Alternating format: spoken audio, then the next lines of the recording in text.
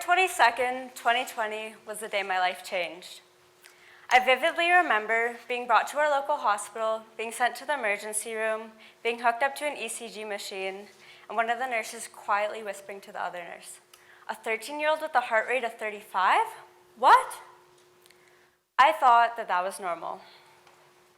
I begged and I pleaded with the nurses to let me go home. I was fine. In fact, I was the best that I had ever been. They told me I'd need to be kept overnight for monitoring. That one night turned into 40 days.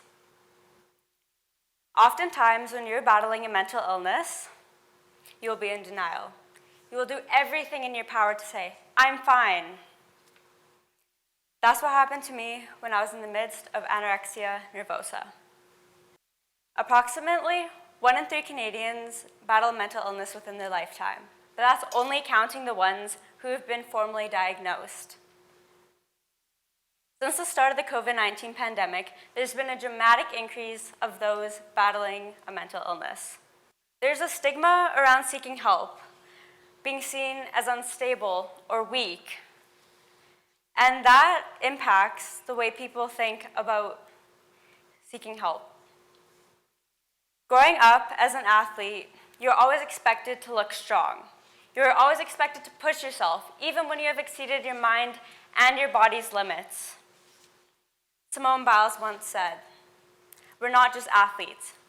We're people at the end of the day, and sometimes you need to take a step back."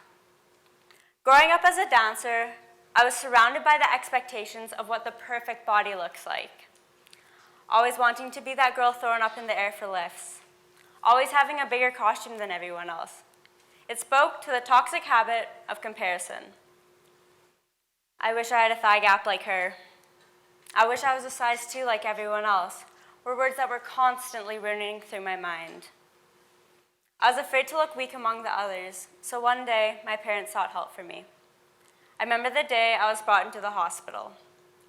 I just wanted to go home. I was like, why am I even here? When I was diagnosed with anorexia, I thought that everyone was crazy for thinking that. As someone who is typically very analytical, I needed to see proof. I needed to hear about my lab reports, and I needed to see my heart rate. Sure enough, as they increased my intake, my heart rate went up and my lab reports balanced out. I will admit, recovery is not easy at all.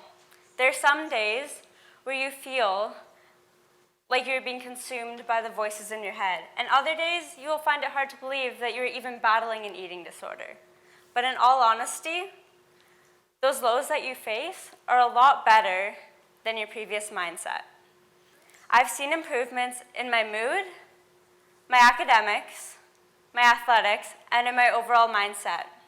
As my recovery progressed, I started growing Cass on Instagram. I found a passion for fitness, for advocating for food freedom, and health at all sizes. I was educated on the health concerns you can face with an eating disorder, such as bradycardia and amenorrhea. The discrimination of having to look a certain way to even be considered for inpatient treatments in some parts of the country, and the benefits that medicine and therapy can do together. At the very start, I was pretty reluctant to be on medication. I was pretty nervous about the side effects and what could happen. But over time, I'd seen how much benefit they can have. Since being in the hospital, I've switched medication about 4 or 5 times. Every medication reacts differently with everyone, but once you find the right one, it can make all the difference. With the help of my cousin, I started weightlifting. Soon enough, I'd found passion rather than punishment. I found passion in what your body can do for you rather than trying to shrink it. Seeking help for your mental health may be one of the scariest things that you will ever do, but it's the best decision of your life. Mental illness is strong, but you are stronger. Thank you.